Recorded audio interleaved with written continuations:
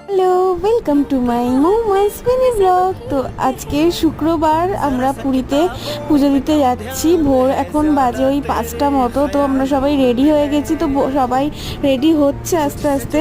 তো ভোরবেলা না গেলে প্রচণ্ড ভিড় হয়ে যেত আর কি, আর এমনিতেও ভিড় হয়েছিলই। তো তাই জন্য তাড়াতাড়ি রেডি হয়ে গেছি। আর 6টার সময় মন্দিরের গেট খোলে, তাই 6টার মধ্যেই আমরা ঢুকে গেছিলাম। তো মন্দিরে তো ফোন নিয়ে অ্যালাউ ছিল না, ফোনটা হোটেলেই রেখে গেছিলাম। আর এসে আমরা রেডি হচ্ছি সমুদ্রে স্নান করতে যাব বলে। পুরী এসছি আর সমুদ্রে স্নান করতে যাব না তা তো হয় না। তো আমরা চলে এসছি সমুদ্রে স্নান করতে, মানে যাচ্ছিলাম আর কি। তার আগে একটুখানি চা খেয়ে নিয়েছিলাম। আর রোদটা তোমরা বুঝতে পারছো কিনা আমি জানি না, মারাত্মক রোদ ছিল, বিশ্বাস করো।